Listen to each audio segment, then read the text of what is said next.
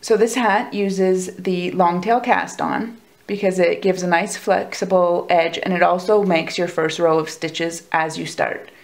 So what I've done is I've measured off, I'm making the adult size small hat. So I have about 3 meters of yarn on my working end. I've tied my slip knot, put it on my needle, and then the rest, this end is my working yarn from the ball. So what you do is you hook the yarn around both fingers, or around your thumb and your finger. And you're going to loop under, and then pull through. That makes your first stitch. When you're done, you're going to remove your slip knot from the needle. So you're flipping under your thumb, under your index finger yarn, and pulling through. The yarn on my thumb is the long tail, and the yarn on my index finger is the working yarn from the ball. So you're going to do this until you've used up or cast on as many stitches as you need for your hat. And it's going to give you a nice stretchy rim, and it's going to have you started off with 1 row, because this hat pattern, when I give the instructions, you actually start knitting on row 2 of the pattern, because the cast on end is your first row.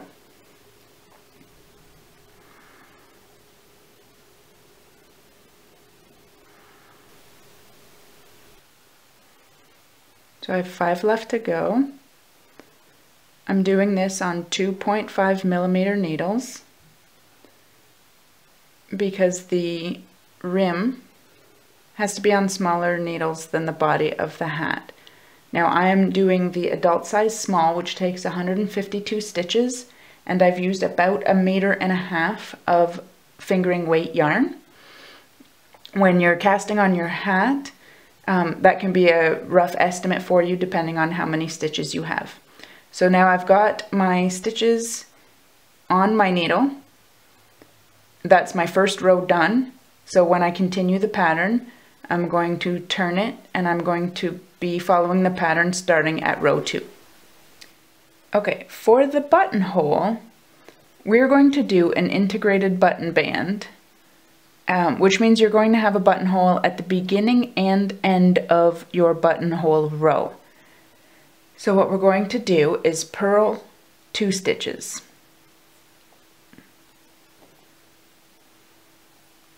Here's the first one and the second one.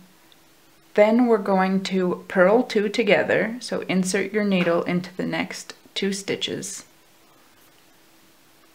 and purl.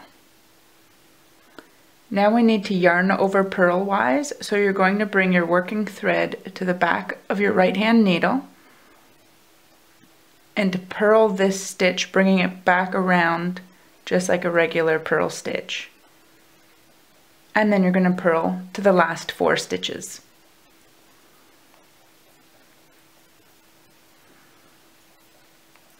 Now the integrated button band is going to allow us to do 2 things. If you are sewing your button directly onto your hat, or your series of 4 buttons directly onto your hat, the buttonhole at the end of the row will show you exactly where to sew your button on, and you just sew the hole shut at the same time. Or if you want to have buttons that you can replace or interchange whenever you want, the buttonhole on both sides will allow you to do sort of a button cufflink kind of idea, where you will sew your front button to a backer button and insert them through both holes in your buttonhole row and kind of like pinch them shut. Okay, so we're approaching the end of the row, so what we want to do is purl until we have 4 stitches left on the needle.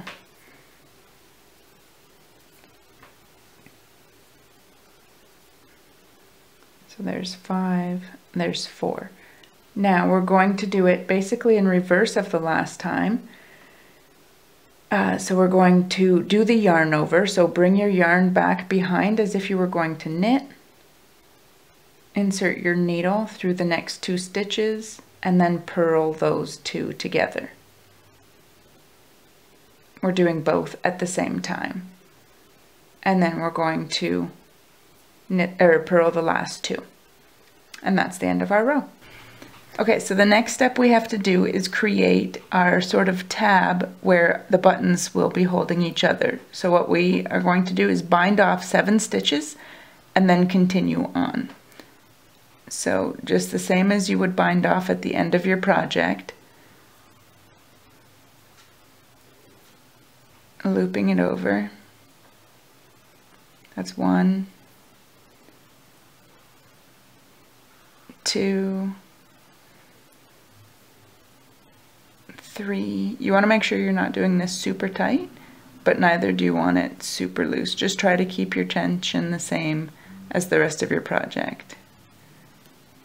5, 6, and 7. And I'm going to put this back on here just to hold it, because now for the rest of the round I'm going to switch to the larger size needles. This is a 2.75 millimeter, and I'm going to knit this first row and then join in the round at the end.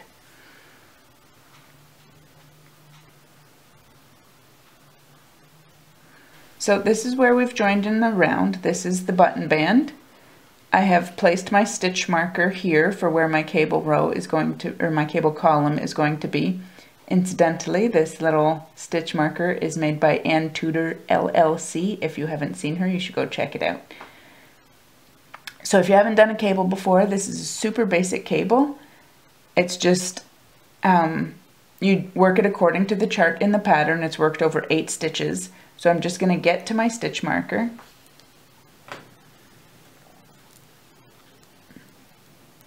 I've already knit the first 2 rows of the cable pattern, which is just purling and knitting. And now I'm slipping my stitch marker to the needle. I'm going to purl the first 2. And then this is the actual cable part of the, or where the cable crosses over. So I'm slipping 2 stitches onto my cable needle and leaving it in front of the knitting. Then I'm going to knit,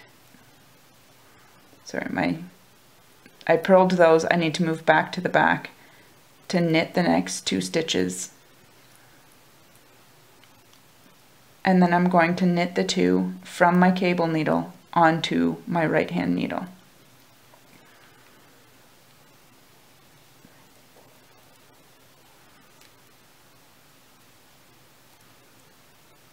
Now the last 2 stitches of the cable repeat is 2 purl stitches.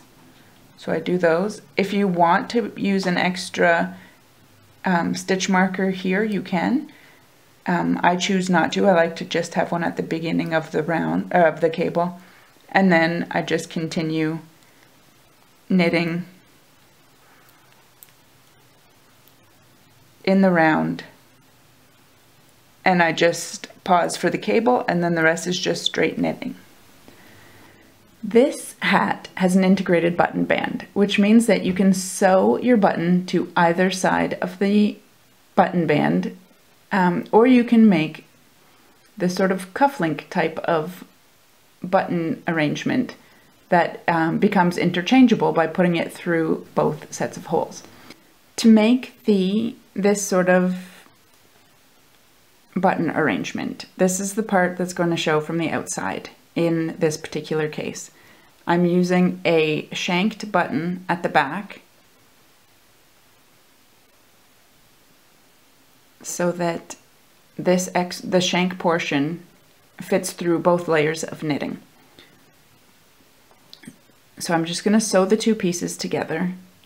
Make sure your thread is going to be between the 2 buttons.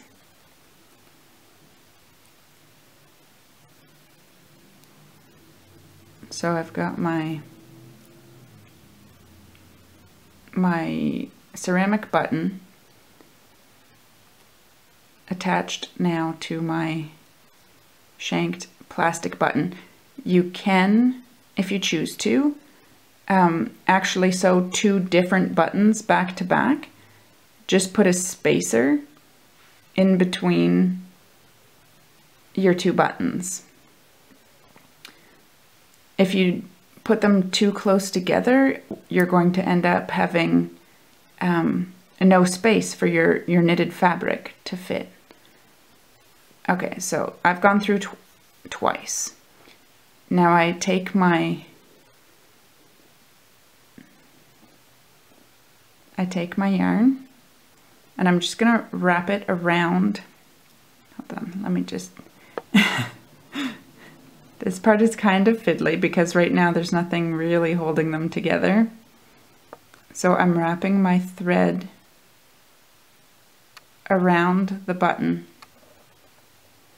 twice, and now I'm going to tie it off in 2 knots. You can do more than 2. This knot isn't going to show because it's going to be, it won't show from either the front or the back because it's going to be in between your 2 layers of knitting. So if you want to be very secure about it, you can add as many knots as you like. So I'm going to do 3 on this one. All right, then I'm just going to cut off the excess yarn here.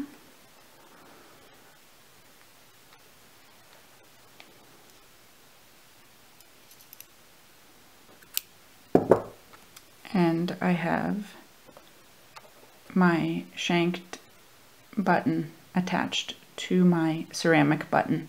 Now these buttons are washable, but if you're using a button that isn't washable, this is a good system to use because you can remove the buttons from your hat before putting it in the wash.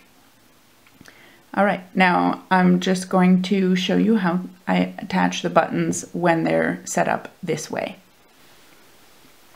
So I've lined up my buttonholes on the 2 bands, and I'm going to just take my button and insert it.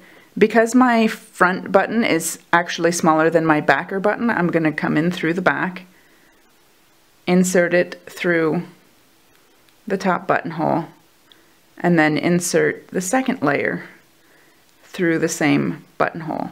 This is why we need to use a shanked button, because there's a fair amount of fabric in between the 2 buttons now. And then you just continue on and insert all your buttons.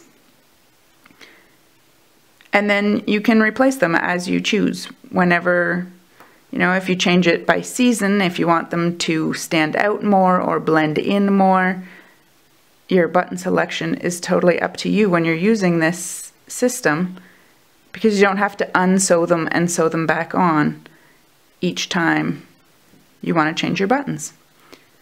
Now this does tend to flare out your button band a little bit. I like it that way. I kind of think it looks like, it reminds me a bit of the aviatrix hat.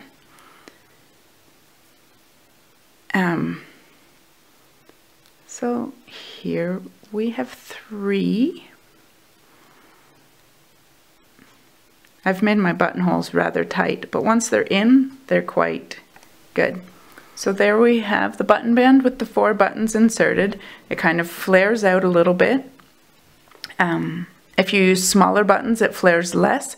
I like the look of the flare on this particular hat, so I'm going to leave it. And there we have the Violetta spring hat. This hat is designed to be a slouchy hat. So what I've done is I've blocked it on a balloon so that the top part slouches back like this. I've also, for this particular one, I've replaced the cable with just a band of garter stitch.